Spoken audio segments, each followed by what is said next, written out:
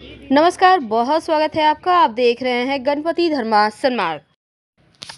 मेष राशिफल 2023 कितना देगा साथ किस्मत, चलिए जानते हैं विस्तार से। वीडियो के अंत तक बने रहें और यह प्रेडिक्शन चंद्र राशि पर आधारित है। देखिए, 2023 के लिए एक नई उम्मीदें हैं, नए सपने हैं, नया लक्ष्य है और चुनौतियां भी है। तो क्या होगा, कितना भाग्य साथ निभाएगा?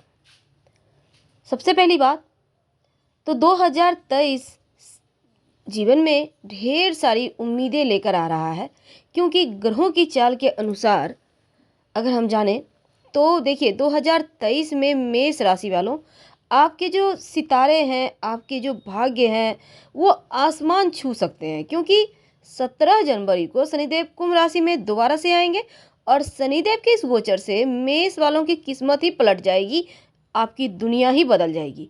क्योंकि बुलंदियों को छूने का समय आ गया है। आर्थिक तो आप ऊंचा उठेंगे ही, साथ ही आप अगर जॉब करते हैं या फिर व्यापारी हैं तो बड़ी सफलताएं लेकर आया है ये साल। अब चलिए हम अगर आपके लिए विस्तार से जानना चाहें तो शुरुआत करते हैं आपके पारिवारिक जीवन से, आपके अपनों से। देखिए, साल की शुरुआत में आप काम में ज़्यादा व्यस्त रहेंगे और हो सकता है कि काम के प्रेशर के कारण, व्यस्तता के कारण आप अपनों को समय ना दे पाएँ। कोई बात नहीं, लेकिन इस समय जब आप काम के कारण अपनों से दूर रहेंगे तो कहीं ना कहीं आप तरक्की भी कर रहे होंगे।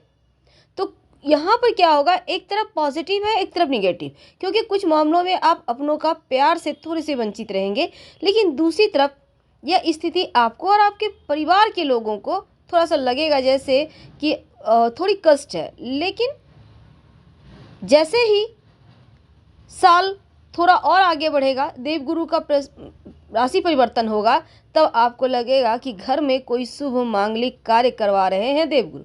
और शनिदेव के एकादश और देवगुरु बृहस्पति के लग्न में आने से पारिवारिक जीवन में सुख शांति लौट आएगी, खुशियां लौट आएगी। देवगुरु लग्न में बैठकर संपन्नता बढ़ाएंगे, खुश रखेंगे। और चूंकि यहाँ देवगुरु राहु के साथ हैं तो कुछ मामलों में जरा टेंशन भी है, क्योंकि चंडाल दोष भी बनेगा। तो हंसी खुशी जीवन व्यतीत करते नजर आएंगे पारिवारिक जीवन में, थोड़ी बहुत चीज़ों को अगर इग्नोर करें तो। जो विद्यार्थी हैं, अब उनके लिए तो सबसे पहले देखिए आपके लिए थोड़ा सा उतार चढ़ाव है। क्योंकि देखिए, एकाग्रता बनाए रखकर अगर आप पढ़ाई करते हैं तो सफलता प्राप्त करने में 100% सफल रहेंगे। लेकिन देवगुरु और राहु का चंडाल दोष बनेगा 22 अप्रैल के बाद से, क्योंकि मेष में बैठे हैं राहु और देवगुरु भी यहीं आ जाएंगे। और ये स्थिति अक्टूबर तक रहेगी, जब तक कि राहु का राशि परिवर्तन नहीं हो जाता। तो शिक्षा में अप्रैल से लेकर अक्टूबर तक का जो वक्त है, आप खुद ही अपने अंदर के ऊर्जा को जगाएंगे और पढ़ाई में आप बेस्ट करेंगे। वैसे आप अगर संकल्प ले लें कि आपको अच्छा करना है तो राहु ही साथ देंगे, देवगुरु भी साथ देंगे। अगर आप भटकाव की तरफ जाएंगे तो भटकाएंगे भी। यानी कि आप जिस क्षेत्र में जाएंगे वही क्षेत्र आपको भी चुनेगी।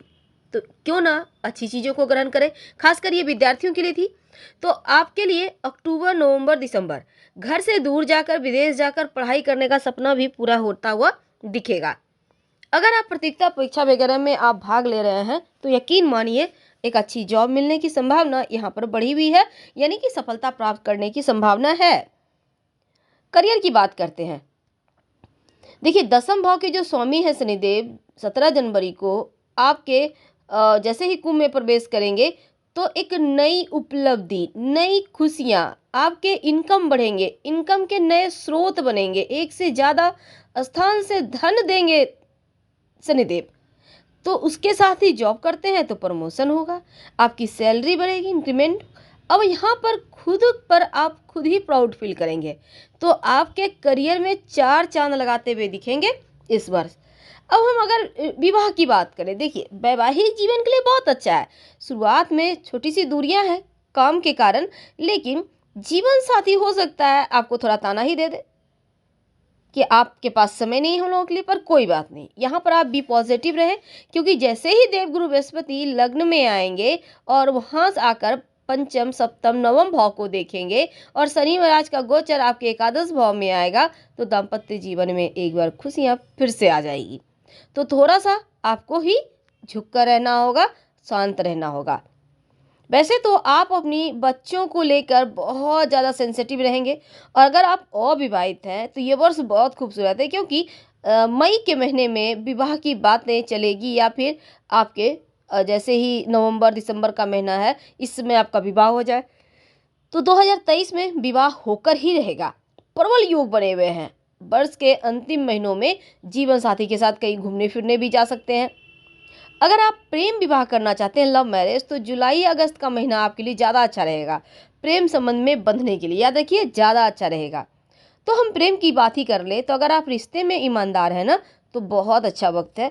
हो सकता है सामने से आपका लव विवाह के लिए प्रस्ताव रखे। अब देखिए, अप्रैल मई जून जुलाई अगस्त, ये जो समय है, किसी खास व्यक्ति से मिलने का मौका मिलेगा जो आपके जीवन में बहुत खास बन जाएगा, या फिर ऐसा कह सकते हैं अगर आप सिंगल हैं तो आपकी लाइफ में कोई दस्तक देगा। हालांकि राहु और केतु का प्रभाव दाम्पत्य जीवन में थोड़ा सा तनाव दे रहा है, लेकिन देवगुरु बृहस्पति अप्रैल के बाद बहुत हद तक आपके तनाव को कम करेंगे, प्रेम रस घोलेंगे। तो जीवन साथी के साथ तीर्थ स्थल वगैरह पर भी जा सकते हैं, ताकि आपका रिश्ता और बेहतर हो सके। तो ये तो थी आप मेष वालों के लिए। अब अगर हम जाने तो देखिए, मई जून जुलाई, ये जो 3 महीना है ना, थोड़ा सा उतार चढ़ाव देगा, क्योंकि चांडाल दोष बना है। तो इस पीरियड में आपको माँ के भी स्वास्थ्य का ध्यान रखना है। लेकिन 2023 में कोई बड़ी प्रॉपर्टी संपत्ति खरीदने का आपको मौका मिलेगा। जमीन जायदाद से जुड़े हुए मामलों में सफलता मिलेगी। और अगस्त सितंबर अक्टूबर, ये जो 3 महीना है, आपके राशि के स्वामी मंगल छठे भाव में होंगे, तो कानून से जुड़े मामलों में आपको बड़ी सफलता इसमें मिलती दिखती है। यानी कोर्ट केस वगैरह है तो आपके पक्ष में नतीजा आएगा और विरोधी पराजित होंगे। लेकिन नवंबर और दिसंबर का महीना में यहाँ पर देखिए, आपके कार्यों में छोटे मोटे उतार चढ़ाव होंगे, लेकिन बेवजह की चीज़ों से दूर रहिए। ऐसे दोस्तों से दूर रहे जो भटकाते हैं। भटकाव से आपको बचना होगा, इसलिए आप शुरुआत से ही गायत्री मंत्र पढ़ते रहें। पूरी लाइफ ऐसे भी मेष वालों को पढ़ना चाहिए, क्योंकि क्या होगा कि सही समय पर सही डिसीजन ले पाएंगे और भटकाव से बचेंगे, और ये बहुत आवश्यक है। अब देखिए, कोई गुड न्यूज़ अंतिम समय में, यानी कि नवंबर दिसंबर में बढ़िया समाचार भी मिलेगा, क्योंकि हो सकता है कोई आपने ऐसा काम किया आपको पुरस्कार मिल जाए। और यात्रा वगैरह के लिए शुरुआत अच्छा है, लेकिन तीर्थ यात्रा जाने का भी मौका मिलेगा। आप परिवार के साथ भी कहीं घूमने फिरने जा सकते हैं, और नवंबर के महीने में यात्राओं में व्यस्त रहेंगे। लंबी दूरी की यात्रा योग है, आप विदेश यात्रा भी कर सकते हैं। तो ये वक्त आपके लिए बहुत खूबसूरत रहेगा। फिलहाल आपसे विदा लेते हैं। जानकारी अच्छी लगे तब लाइक कर सब्सक्राइब करें, अपनों से शेयर करें, और कमेंट में हर हर महादेव जरूर लिखें। धन्यवाद।